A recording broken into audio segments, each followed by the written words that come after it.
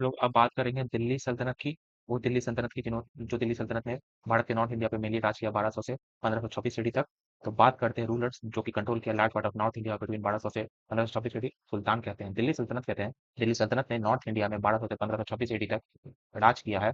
और ये मेनली जो तुर्की और अफगान ऑरिजिन के थे, और इन्होंने राज कैसे किया, डिफीट किया राजपूत किंगडम को, जो कि काफी यूनाइटेड नहीं थे, साफ दिखता है, ताकि इसलिए तो वो हारे।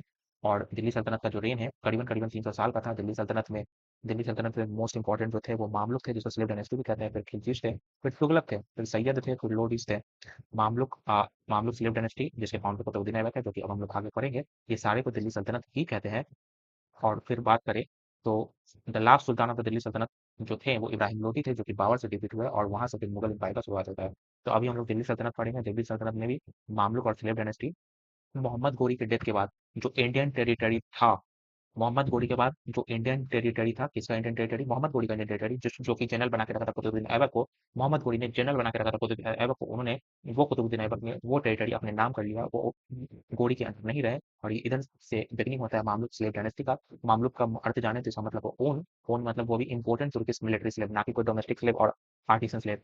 कुतुबुद्दीन ऐबक की बात करें तो कुतुबुद्दीन ऐबक जो कि फाउंडर थे मामलुक स्लेव डायनेस्टी के, जो कि घोड़ी के अंदर भी काम कर चुके थे, उन्होंने, क्योंकि वो जो है एक तुर्की स्लेव थे घोड़ी के अंडर, घोड़ी के आर्मी में, और हाई पोजीशन पे पहुंचे हैं। इन्होंने फर्स्ट इंडिपेंडेंट रूलर थे of the north India. First independent ruler नहीं थे, फर्स्ट इंडिपेंडेंट मुस्लिम रूलर थे, मुस्लिम रूलर, ये याद रखिएगा। तो कंसिडर किया जाता है फाउंडर ऑफ द दिल्ली सल्तनत, इसे दिल्ली सल्तनत का फाउंडर कंसिडर किया जाता है कुतुबुद्दीन ऐबक को।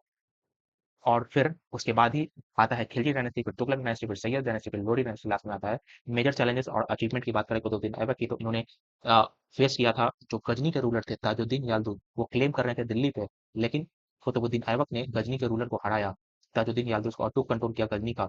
और इन्होंने रिवॉल्ट फेस किया है, ऐसा नहीं कि दिल्ली पे रहते वक्त इन्होंने रिवॉल्ट फेस किया, इन्होंने रिवॉल्ट फेस किया है राजपूत से, इंडियन चीफ से।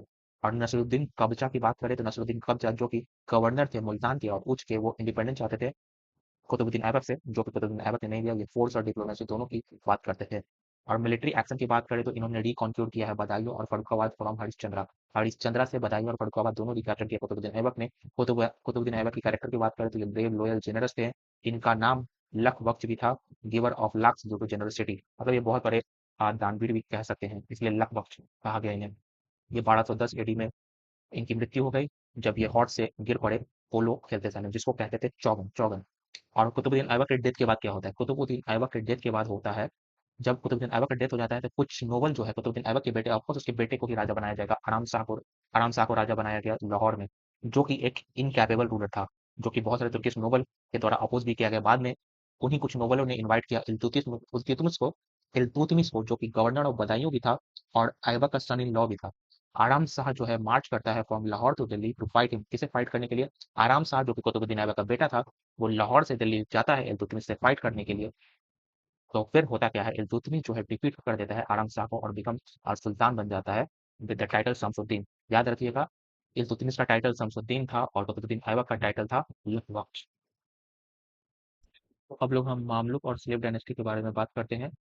इल्तुतमिश जो कि 1210 से 1236 एडी तक रूल किया है, ये जो कि सन इन लॉ थे कुतुबुद्दीन ऐबक के, इन्होंने अनफिनिश्ड वर्क पूरा किया है कुतुबुद्दीन ऐबक का। इनके रूल के समय दिल्ली सल्तनत का जो एम्पायर है वो एक्सपैंड हुआ है और लार्जर टेरिटरी तक। इन्होंने कंसोलिडेट किया है दिल्ली सल्तनत को और स्ट्रेंथ भी किया है। इन्होंने अपोजिशन फेस किया है from other commander of Mohammad Ghori, like याल्दून, कुबूचा, Ali मर्दन। राजपूत चीफ जो है इल्तुतमिश के समय, like jailer, Rajput chief of jailer, Ranthambore, Gwalior and Purandar ने इंडिपेंडेंस डिक्लेयर कर दिया था। इल्तुतमिश को थ्रेट था मंगोल से, क्योंकि उस समय मंगोल जो है चंगेज खान के अंदर थे, नॉर्थ वेस्ट प्रोविंस फ्रंटियर पर। मेजर्स टेकन बाय इल्तुतमिश की बात करें तो उन्होंने डिफीट किया है याल्दूस को इन 1215 बैटल ऑफ तेरन में, फिर भगाया है कवाचा को फ्रॉम पंजाब इन 1217 में। मंगोल जब डिस्ट्रॉय कर दिया था फारिज इंपायर को, तो मंगोल से कॉन्फ्लिक्ट ना लेने के लिए फिर शेल्टर रिफ्यूज किया है जलालुद्दीन मंगवाड़ी का। जलालुद्दीन मंगवाड़ी को अपने शेल्टर में नहीं दिया है, क्योंकि मंगोल उस समय खोज रहे थे, मंगोल तो उस समय किसे खोज रहे थे, जलालुद्दीन मंगवाड़ी को खोज रहे थे, और उन्होंने शेल्टर ना देके मंगोल से कॉन्फ्लिक्ट को रिफ्यूज किया। एक्सपेंशन एंड कंट्रोल की बात करें तो 1225 एडी में उन्होंने सप्रेस किया है disturbance in the end. Nasiruddin Mohammad जो कि बेटे थे किसके, इल्तुतमिश के, 1226 से 1227 एडी डिफीट किया है इवाज खान को, जो कि बंगाल और बिहार को ब्राउट किया अंडर हिज कंट्रोल। मतलब कि इल्तुतमिश ने अपने बेटे नसरुद्दीन मोहम्मद के मदद से डिफीट किया इवाज खान को और बिहार और बंगाल को अपने अंडर कंट्रोल में लिया। राजपूत के अगेंस्ट इल्तुतमिश की जो पॉलिसी थी उसको देखते हैं। इसमें उन्होंने कैप्चर किया है रांताम्बोर को 1231 एडी में, कंट्रोल किया है मांडोर, जेलोर, वायना और ग्वालियर को, कंट्रोल किया है rebellious Aamir nobles of Delhi. और फिर बात करें एडमिनिस्ट्रेटिव एंड पॉलिटिकल स्टेप्स की बात करें इल्तुतमिश की इल्तुतमिश की एडमिनिस्ट्रेटिव एंड पॉलिटिकल स्टेप्स की बात करें तो इन्होंने सेपरेट किया है दिल्ली सल्तनत को फ्रॉम द गजनी गोड सेंट्रल एशिया पॉलिटिक्स। इन्हें लेटर ऑफ इन्वेस्टिचर भी मिला है from the Abbasid caliph of Baghdad for legitimacy. Letter of investiture भी मिला था अब्बासिद खलीफ ऑफ बगदाद से, किसको, इल्तुतमिश को मिला था। इन्होंने सेपरेट किया है दिल्ली सल्तनत को फ्रॉम गजनी घोड़ी घोड़ी empire and the central Asia politics. इन्होंने ग्रुप ऑफ 40 क्रिएट किया था जिसमें तुर्किश नोबल रहते थे जो कि एडमिनिस्ट्रेशन में मदद करते थे, जो कि काफी पावरफुल हो गए थे इल्तुतमिश के डेथ के बाद, और जो कि डिसाइड भी करते थे कि अगला राजा कौन बनेगा, यानी कि सुल्तान कौन बनेगा। और ये ग्रुप ऑफ 40 को फाइनली बलबन ने एलिमिनेट किया था। एडमिनिस्ट्रेटिव रिफॉर्म की बात करें इल्तुतमिश के अंदर तो इक्ता सिस्टम को स्ट्रॉन्ग किया, आर्मी सिस्टम को स्ट्रॉन्ग किया, करेंसी सिस्टम को स्ट्रॉन्ग किया, और कॉइन इंट्रोड्यूस किया सिल्वर टन का, और कॉपर डिजिटल। इक्ता सिस्टम की बात करें तो gave land iqta institute of salary to Turkish officer. Officers को इक्तादार कहते थे जो कि कलेक्ट करते थे लैंड रेवेन्यू। इल्तुतमिश के अंदर जो ऑफिसर थे उसको इक्तादार कहते थे जो कि कलेक्ट करते थे लैंड रेवेन्यू, मेंटेन करते थे आर्मी, मेंटेन करते थे law and order, meet their own expenses, focus करते थे on the Doab region economically जो कि इंपॉर्टेंट था, और हेल्प करते थे फाइनेंशियल एंड एडमिनिस्ट्रेटिव कंट्रोल में। इल्तुतमिश के बाद सक्सेसर में काफी इशू हुआ क्योंकि उसके कोई भी सन कैपेबल नहीं थे, तो उन्होंने अपनी बेटी रजिया को सक्सेसर बनाया।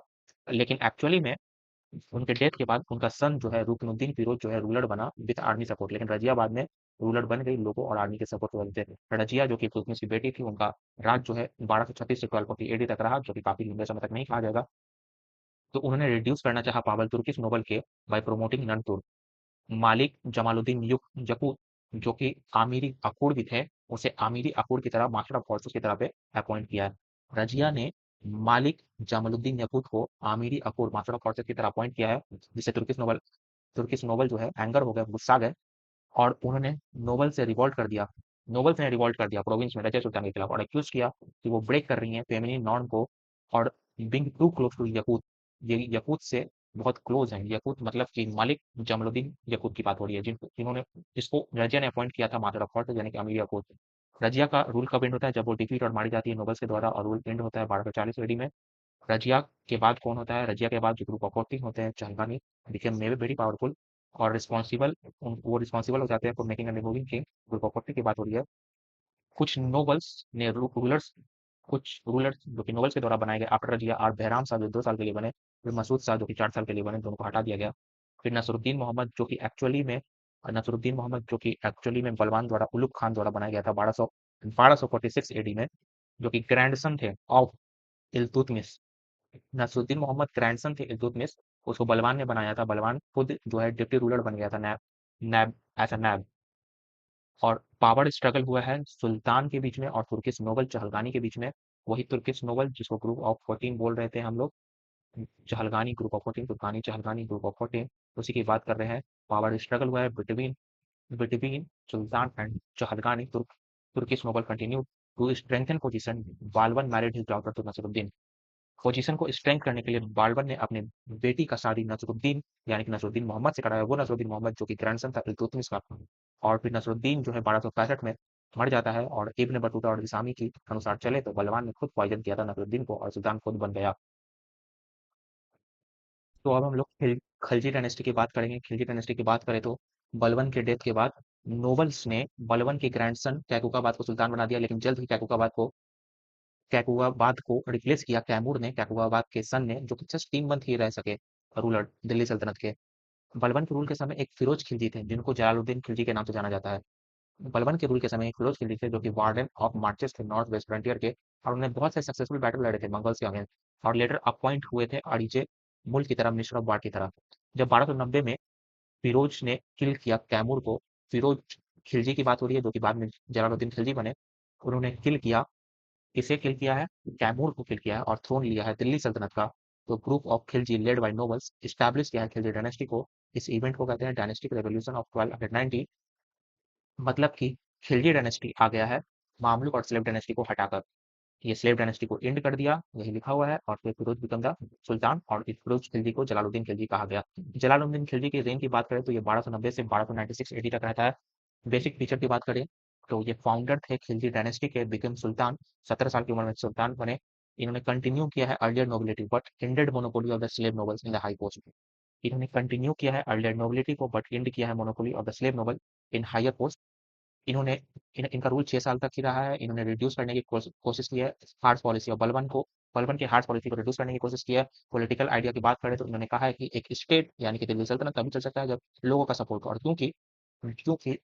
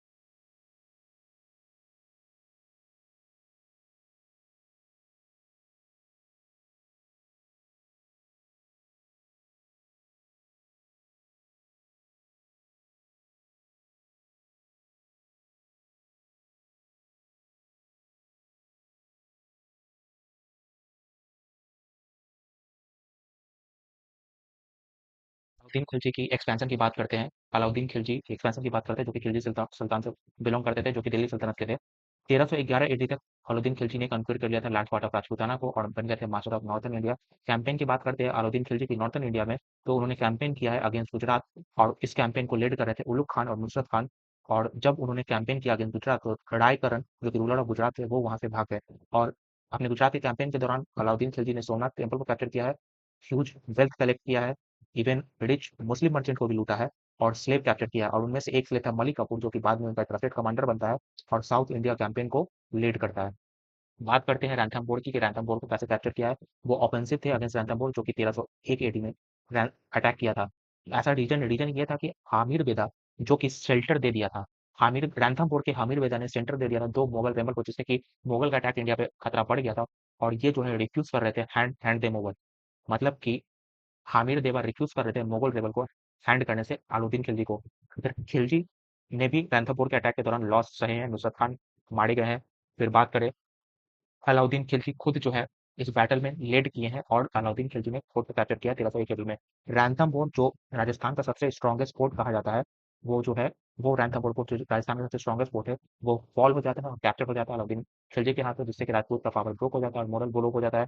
कैप्चर ऑफ चित्तौड़ की बात करें, 1303 एडी में अलाउद्दीन ने अटैक किया और बेसिज किया चित्तौड़ को। रीजन डिबेटेबल है, जिसमें कुछ स्कॉलर्स का मानना है कि वो रानी पद्मावती को चाहते थे, जो कि वाइफ ऑफ राजा रतन सिंह थी, लेकिन कुछ स्कॉलर का कहना है कि ये स्टोरी गलत है, क्योंकि ये स्टोरी जो है मलिक मोहम्मद जैसे की पद्मावत में आती है, जो कि 200 साल बाद आई है।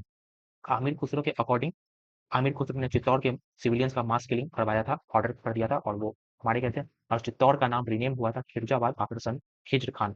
कॉन्क्वेस्ट ऑफ मालवा की बात करें 1305 एडी में, एन उल मलिक कॉन्क्वेस्ट ऑफ मालवा की बात करें तो अलाउद्दीन खिलजी के मालवा के कॉन्क्वेस्ट को लीड किया था एन उल मलिक ने, जिसको कैप्चर किया था, जिसमें उन्होंने कैप्चर किया मालवा, उज्जैन, मांडू, धर, चंदेरी। आफ्टर मालवा अलाउद्दीन ने अटैक किया सिवाना को। आफ्टर मालवा अलाउद्दीन ने अटैक किया सिवाना को, सेंड किया Malik Kafur to south India. Capture of Siwana and जेल्लोर।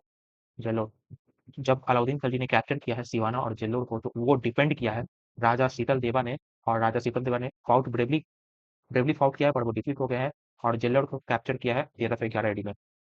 Alauddin Khilji के डेक्कन और साउथ इंडिया कैंपेन की बात करें तो अलाउद्दीन फर्दर साउथ में एक्सपेंशन चाहते थे, साउथ के वेल्थ को और साउथ इंडिया किंगडम को एक्सेस करना चाहते थे।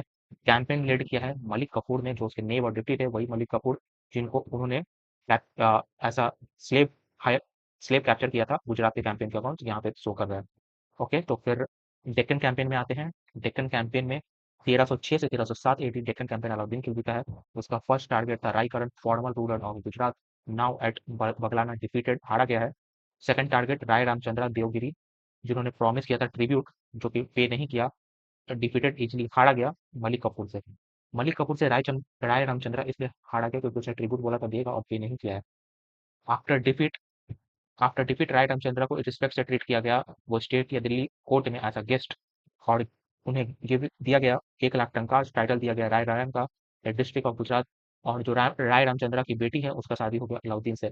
Alauddin wanted him as ally for south campaign. Rai Ramchandra को अलाउद्दीन जो है राय रामचंद्र को अलाउद्दीन जो है अलाई के तौर पे चाहते थे साउथ इंडिया कैंपेन के लिए। अब हम लोग बात करते हैं साउथ इंडिया कैंपेन के फर्दर वारंगल कैंपेन में। तो वारंगल कैंपेन की बात करें तो against Pratap Pratap Rudradeva Telangana, long siege hinted when ruler give treasure accepted tribute. Dwarasamudra campaign की बात करें तो द्वार समुद्र रूलर कैंपेन की बात करें तो Veer Ballala three did not fight, agree to pay tribute. Veer Ballala three Alauddin Khilji से लड़ना नहीं चाहते थे, वो फाइट नहीं किया और एग्री कर गए ट्रिब्यूट पे करने में। मालाबार कैंपेन की बात करें तो पांड्यन किंगडम ने कोई बैटल नहीं हुआ, मलिक कपूर लूटेड हैविली, और लूट किया है रिच टेम्पल लाइक चिदम्बरम। बहुत सारे बहुत सारे वेल्थ अलाउद्दीन खिलजी ने लूट के लाए हैं साउथ कैंपेन से। According to Amir Khusro 512 elephant, 7000 horses, 500 men of precious stone. Aftermath क्या होता है, मलिक कपूर ऑनर्ड होता है, मिडनैम Malik deputy ruler, Delhi Sultanat maintain control over Delhi kingdom, जो कि दिख रहा है। दिल्ली सल्तनत दिल्ली का कंट्रोल डेक्कन किंगडम से भी बढ़ जाता है। अब हम लोग बात करेंगे अलाउद्दीन खिलजी के समय की मार्केट रेगुलेशन की। अलाउद्दीन खिलजी के समय की मार्केट रेगुलेशन कैसे थे? अलाउद्दीन खिलजी मार्केट में रिफॉर्म लाना चाहता था। उसका ऑब्जेक्टिव क्या था मार्केट में रिफॉर्म लाने का? ताकि वो मार्केट में रिफॉर्म इसलिए लाना चाहता था ताकि वो मेंटेन कर सके लार्ज आर्मी, रिड्यूस और फिक्स प्राइस कर सके डेली यूज आइटम का। मार्केट में रिफॉर्म इसलिए लाना चाहता था ताकि वो लार्ज आर्मी को मेंटेन कर सके और रिड्यूस और फिक्स कर सके price of daily use item. Market कैसे थे अलाउद्दीन खिलजी के समय? दिल्ली में मार्केट 3 तरीके के थे अलाउद्दीन खिलजी के समय। एक थे ग्रेन मार्केट, मंडी, और एक क्लॉथ मार्केट जिसको सराई अदल भी कहते हैं, और एक मार्केट था हॉर्स लेबर कैटल के लिए। अलाउद्दीन खिलजी मार्केट को एडमिनिस्ट्रेशन करने के लिए सहाई मंडी रखे हुए थे। अलाउद्दीन खिलजी मार्केट को एडमिनिस्ट्रेशन करने के लिए सहाना ई मंडी रखा हुआ था, जो कि एक सुपरिटेंडेंट था, जो कि असिस्ट होता था इंटेलिजेंट ऑफिसर के द्वारा। सुल्तान को रिपोर्ट मिलता था ना ही सिर्फ शाही मंडी से, बल्कि बाड़ीत इंटेलिजेंट ऑफिसर से मिलता था, मुनहीन सीक्रेट स्पाई से मिलता था। मतलब सुल्तान मतलब कि अलाउद्दीन खिलजी को रिपोर्ट मिलता था मार्केट का रिपोर्ट मिलता था बाड़ीद से, जो कि एक इंटेलिजेंट ऑफिसर था, मुनहीन से मिलता था, शाह ई मंडी से भी मिलता था, जो कि एक सुपरिटेंडेंट था। सुल्तान के ऑर्डर का वायलेशन करना या फिर कोई रूल ब्रेक करना, उसके लिए पनिशमेंट बहुत ज़्यादा था, जैसे कि फाइन देना, एक्सपल्सन फ्रॉम कैपिटल, म्यूटिलेशन मतलब कि हाथ पैर काट देना, इम्प्रिजनमेंट। हॉर्स के प्राइजेस को कंट्रोल करना क्यों जरूरी था? क्योंकि आर्मी को चाहिए था good quality of horse at low prices, जिससे कि सुल्तान की आर्मी मजबूत हो। सुल्तान की आर्मी मजबूत तो सुल्तान मजबूत, यानी दिल्ली सल्तनत मजबूत, यानी कि अलाउद्दीन खिलजी मजबूत। Measures taken by Alauddin Khilji, उन्होंने स्टॉप कर दिया हॉर्स डीलर और ब्रोकर दलाल को हॉर्स बाई करने से दिल्ली मार्केट में। दिल्ली मार्केट में ब्रोकर दलाल या फिर हॉर्स डीलर बाई नहीं कर सकते हैं, जिससे कि हॉर्स का मार्केट जो है लो प्राइस पे हॉर्स बिकेगा। खिलजी डायनेस्टी का डिक्लाइन तब होता है जब अलाउद्दीन खिलजी मर जाता है 1316 एडी में। अलाउद्दीन खिलजी के डेथ के बाद दिल्ली सुल्तान कंफ्यूजन और इंस्टेबिलिटी में चली जाती है। मलिक कफूर जो है कुछ दिन तक सत्ते में बैठता है, लेकिन वो रिमूव कर दिया जाता है कुतुबुद्दीन मुबारक शाह के द्वारा। और बात करते हैं रिवेलियन होता है देवगढ़ में, जो कि हार्शली सप्रेस्ड हो जाता है। कुतुबुद्दीन मुबारक शाह जो है मर्डर कर दिया जाता है खुसरो खान के द्वारा, जो कि रूलर बनता है। लेकिन अलाउद्दीन खिलजी का एक डिससेटिस्फाइड ऑफिसर गियासुद्दीन तुगलक था, जो कि डिफीट और किल करता है खुसरो खान को, जिससे कि बाद में यही गियासुद्दीन तुगलक तुगलक डायनेस्टी का फाउंडेशन रखता है। तो बात करते हैं अलाउद्दीन खिलजी का जो डेथ होता है 1316 एडी में, तो विद इन 4 साल 1320 एडी में अलाउद्दीन खिलजी की खिलजी डायनेस्टी खत्म हो जाती है और पावर पास हो जाती है तुगलक डायनेस्टी को। तो 1320 एडी से तुगलक डायनेस्टी की शुरू होती है जो कि 1412 एडी तक रहती है। तो तुगलक डायनेस्टी की बात करें तो गयासुद्दीन तुगलक ने इसे फाउंड किया है, जो कि अलाउद्दीन खिलजी के समय ऑफिसर रह चुके हैं। इनका ओरिजिनल नाम है गाजी मलिक। 1320 एडी में सुल्तान बने हैं। ये rose to high position during the Alauddin Khilji reign. Ghiyasuddin जो है बहुत शॉर्ट पीरियड के लिए रूल किए हैं, डाई की है 1325 एडी में। इस succeeded by his son Muhammad bin Tughlaq. Muhammad bin Tughlaq अपने सन से सक्सीड किया गयासुद्दीन तुगलक। दिल्ली सल्तनत जो है स्ट्रेंथन हुई है। दिल्ली सल्तनत स्ट्रेंथन हुई है, किसके समय में स्ट्रेंथन हुई है? ऑफकोर्स गयासुद्दीन तुगलक के समय स्ट्रेंथन हुई और बहुत दूर दूर के एरिया को कंट्रोल में ले लिया गया है गयासुद्दीन तुगलक के समय।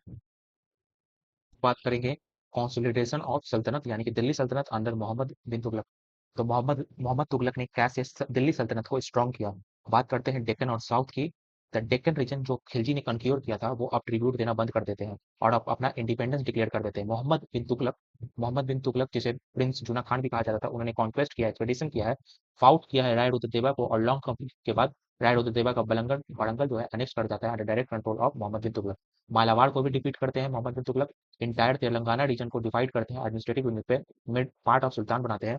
पॉलिसी डिफरेंस की बात करें तो कैसे मोहम्मद बिन तुगलक का पॉलिसी डिफरेंस था अलाउद्दीन खिलजी से। खिलजी जो है सिर्फ कंट्रोल करते थे और ट्रिब्यूट लेते थे, लेकिन तुगलक जो है एनेक्सेशन पॉलिसी अपनाते थे।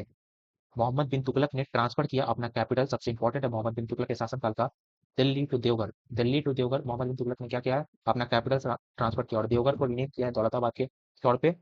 उन्होंने कंट्रोल करना चाहा northern region from the Devagiri that is Daulatabad, और रोड बिल्ड की है दिल्ली टू देवघर लेकर के मतलब दौलताबाद तक, और रेस्ट हाउस सेटअप किया है रास्ते में।